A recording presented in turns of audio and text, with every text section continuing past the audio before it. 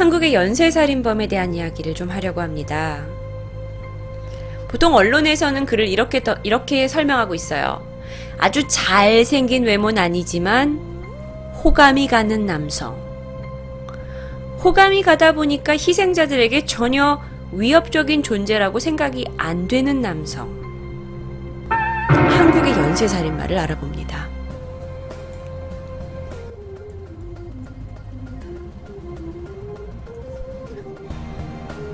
누구예요?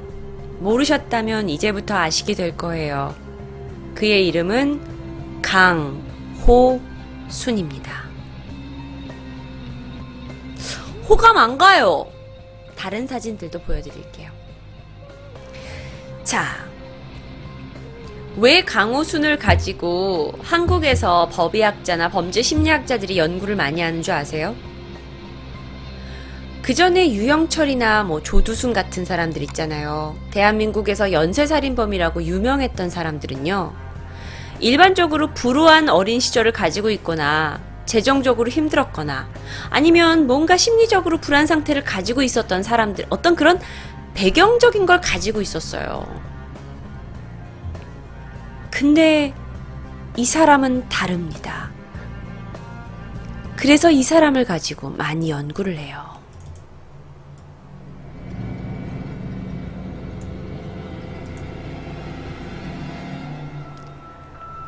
강호순은 충남 서천의 한 작은 시골 마을에서 5남매 중 둘째로 태어납니다. 시골 마을에서 태어났어요. 하지만 그렇게 궁핍하지 않은 시골이었던 것 같아요. 아니, 이 가정이요. 물론 어렸을 때 아버님이 돌아가시긴 했지만 아버님하고 돌아가시기 전까지 사고로 돌아가셨대요. 근데 돌아가시기 전까지 아빠하고 엄마하고 토닥토닥 싸우는 사이도 아니었고 전혀 궁핍하지도 불우하지도 않고 어렸을 때 폭력을 당했거나 학대를 당한 경험이 전혀 없습니다. 부모님은 그냥 평범한 농사꾼이었어요. 근데 그러면 농사꾼이라서 삶이 힘드니까? 땅이 20마직이나 있었대요. 그 동네 사람들의 이야기에 의하면 충분히 먹고 살만한 그런 환경이었대. 게다가 학창시절 아주 머리가 좋은 건 아니지만 활발하게 학교 생활했고 그냥 누가 봐도 평범한 시골아이인 거죠.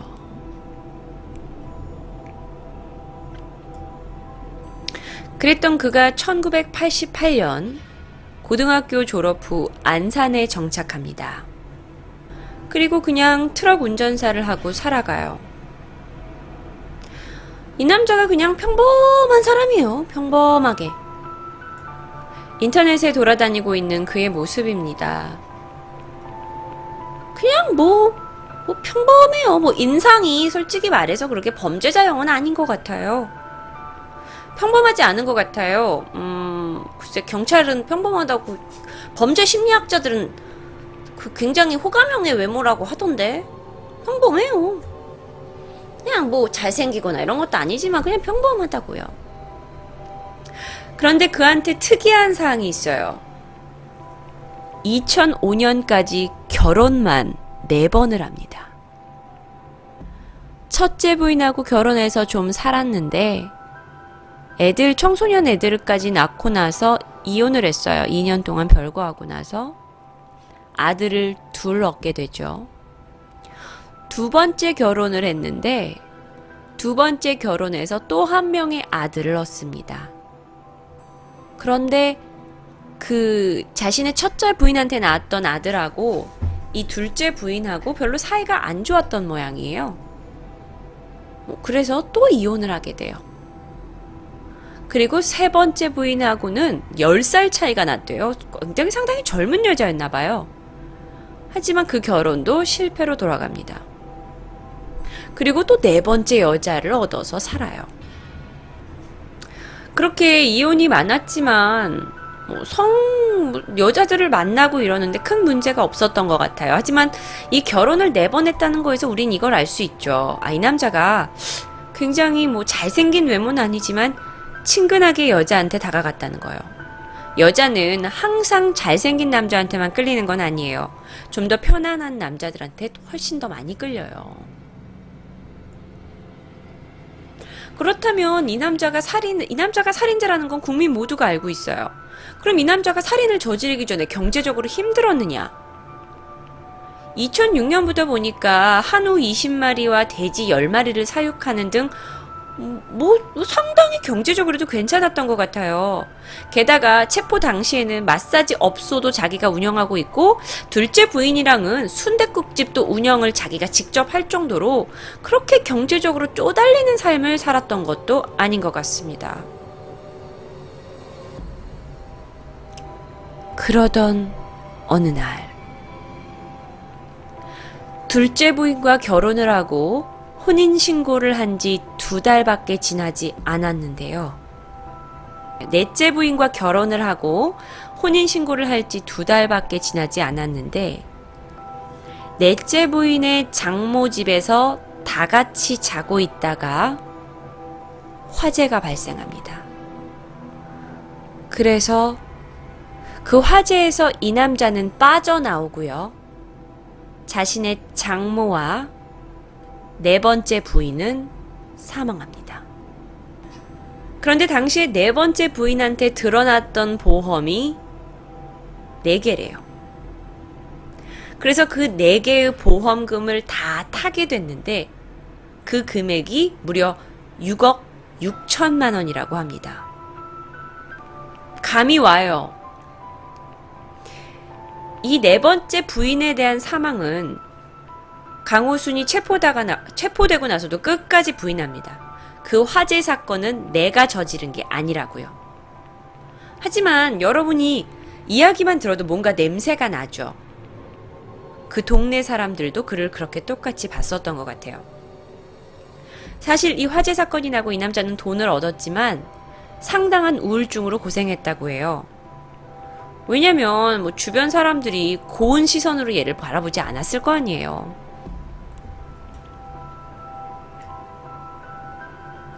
뭐 어쨌든 그는 현금을 챙겼고 그의 삶은 계속됩니다. 마사지샵도 열고 그 마사지샵에서 꽤 사업도 잘 되고요. 그 마사지샵에 다녀갔던 고객들한테 인터뷰를 했던 게 있는데 강호순을 어떻게 묘사하는 줄 아세요? 상당히 싹싹하고 주변 사람들한테 잘하며 굉장히 호의적이고 친절했다고 얘기해요. 어떠한 분노나 복수심을 생각할 수 있는 그런 사람이 아니래요. 그런데 사건은 2006년 12월부터 시작됩니다. 자, 제가 워낙 유명한 이야기고 또 굉장히 많은 사건들이 있기 때문에 제가 기사로 가지고 왔습니다.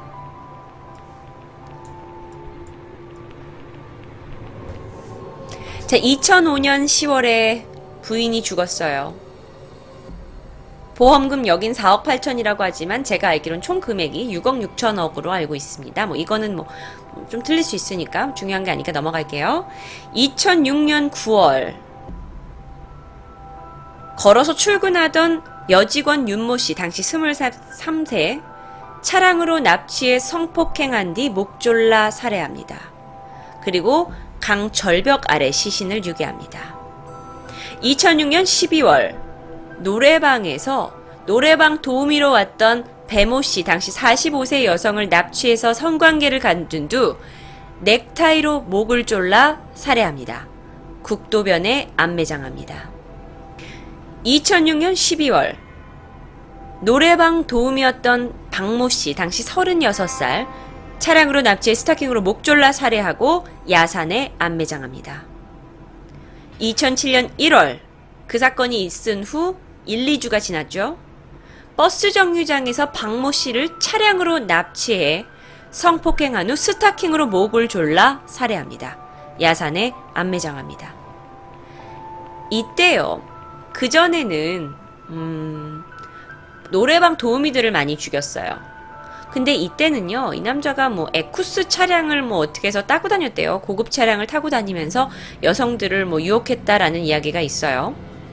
2007년 1월 위의 사건이 일어난 지 3일밖에 지나지 않았습니다. 노래방에서 만난 중국 도포 당시 37살 김모 씨를 유인해 여관에서 성관계를 맺은 뒤 넥타이로 목 졸라 살해합니다. 공터에 안매장합니다. 왜 목을 스타킹으로 졸라요? 나중에 조사할 때 밝혀졌는데요. 여자 스타킹으로 그 여자를 목 졸랐을 때 그 여자 표정에서 괴로워하는 모습에 희열을 느꼈다고 합니다. 그 사건이 지나고 나서 바로 다음 날입니다. 수원에서 한 여대생, 당시 20살이던 여대생을 납치해 성폭행한 뒤 타이츠로 목 졸라 죽입니다.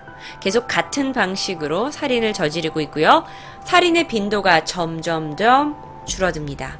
이때와 이때는 3개월인데요.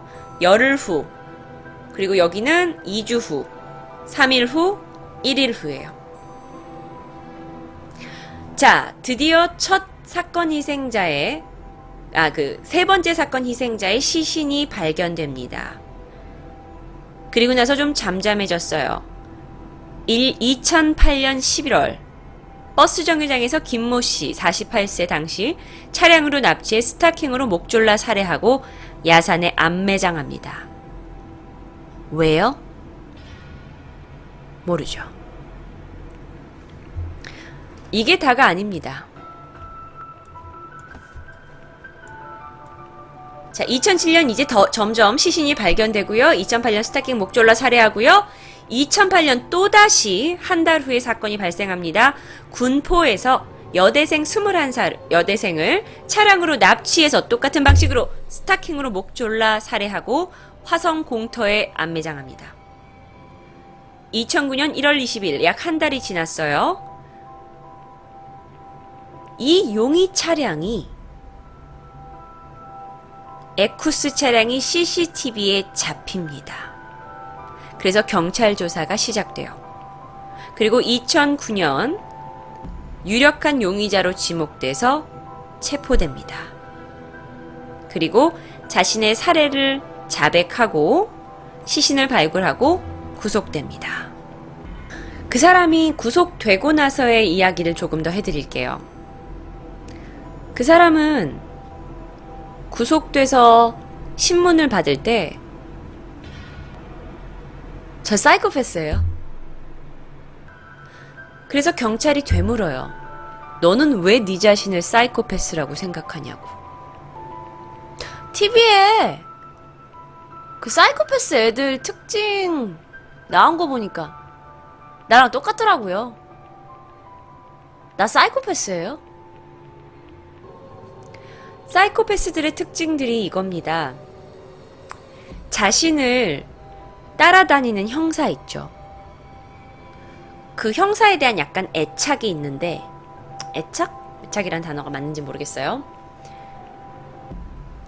자백을 할 때도 자신을 따라다녔던 그 경사를 한준식 경사래요. 딱 지목을 해요. 너한테 자백하겠다, 내가. 이 사람이 사이코패스냐 소시오패스냐는 뭐 이야기가 많아요. 그건 뭐 우리가 결정할 바는 아닌 것 같고요. 아직도 많아요, 그 이야기는. 한준식 경사의 이야기에 따르면 이 계속되는 연쇄 살인에 대해서 신문을 받을 때요, 어떠한 양심의 가책도 없고 이렇게 물었대요. 왜 살인했습니까? 죽이고 싶어서요. 전요, 여자들 죽이려고 밖에 나간 거예요. 그리고 제 계획은 한 번도 잘못된 적이 없어요.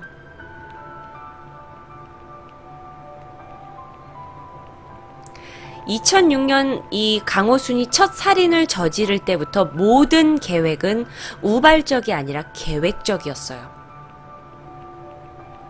뭐 예를 들어서 노래방 도우미를 많이 죽였잖아요.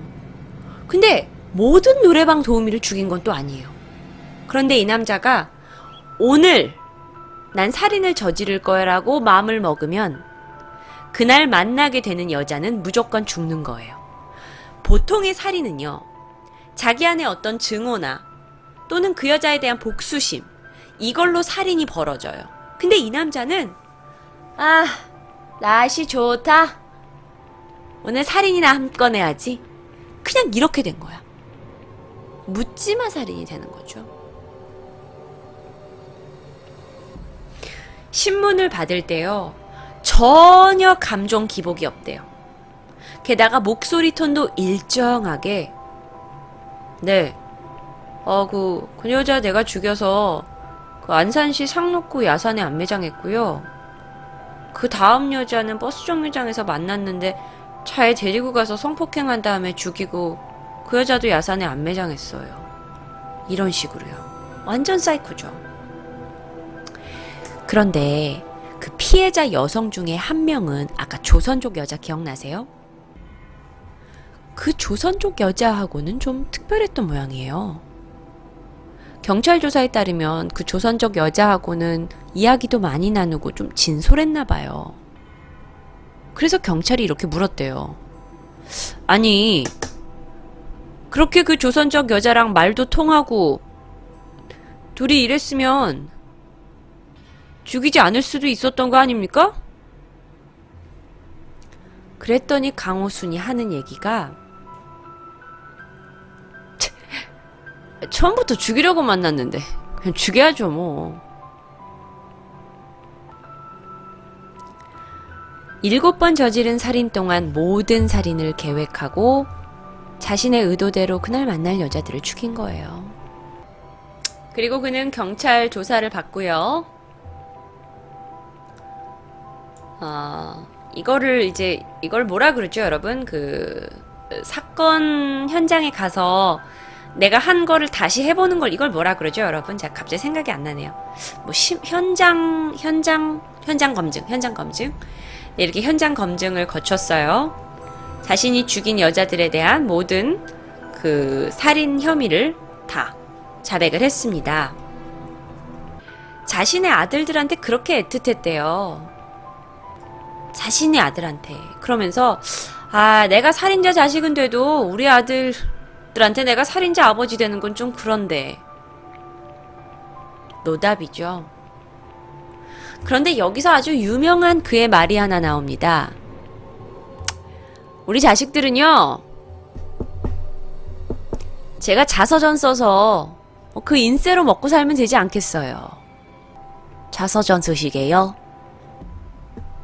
그 살인 자서전 쓰시게요? 자서전이 뭔가요? 자신의 인생 일대기를 적은 소설이 되는 거죠. 소설이 아니라 수필이 되겠죠. 자신의 실제 이야기를 적은 거니까요. 근데 자서전 쓰면 베스트셀러 될 것 같아요. 그 자서전을 쓰게 한 출판사는 뭐가 될까요? 똥이 되겠죠. 물론 이 이야기가 뭐 어떤 사람들은 뭐 강호순의 어록 이래가지고 유명하긴 하지만 제가 알아본 결과 이건 사실 약간 언론에서 약간 확대 해석한 게 있대요. 이 사람을 이렇게 강호순을 신문하던 형사가 너무나 강호순이 황단해서 야, 너 그렇게 네 아들이 걱정되면 왜 네 살인 사건 다 자서전 써가지고 왜 책 써가지고 애들 돈 주지 그래? 라고 비아냥거리면서 얘기했던 걸 강호순이 이렇게 받았대요. 형사님, 그거 괜찮네요. 그럴까요? 이 대화가 이제 조금 더 확대돼서 그 어록이라고 나왔던 것 같아요. 몇 가지 더 얘기 드리면요. 이 남자가 진짜 사이코패스가 맞는 게 수사를 받을 때도 그렇게 지 몸을 챙기더래요. 야! 밥 이번엔 뭐 먹을래? 점심 뭐 먹을래? 네, 형사님, 저는 짜장면이요. 전 짬뽕이요. 이건 실제로 일지에서 나온 건데 그때 강호순이 뭐라고 한 줄 아세요? 형사님들, 면은 건강에 안 좋아요. 전 볶음밥 시켜주세요. 그는 감옥에 들어갔습니다. 이 사람이 어떤 형 받았는지 아세요, 여러분? 제가 그걸 안 가져왔네요. 강호순이 어떤 형을 받았는지 아시는 분은 좀 채팅창에 써주세요. 분노를 넘어서 어이가 없어지죠. 어이가 없어요. 여자들을 그렇게 네. 자, 사형을 선고받았어요. 근데요, 여러분. 구치소에서 지금 강호순이 엄청 편하게 살고 있다는 거 아세요? 뭐 편하기야 하겠습니까만 항소 때문에 변호사가 강호순을 찾아갔었는데요. 강호순이 이렇게 옆에 교도관들한테 끌려서 나오면서도 피식피식 웃고 나오더래요. 교도관들의 말에 의하면 교도소 생활 내에서도 뉘우치는 기색은 전혀 없다고 해요.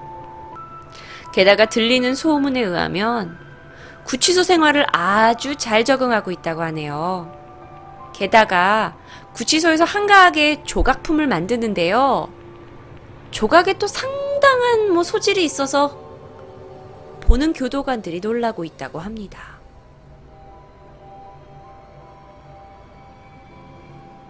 그는 아직 우리 곁에 있습니다.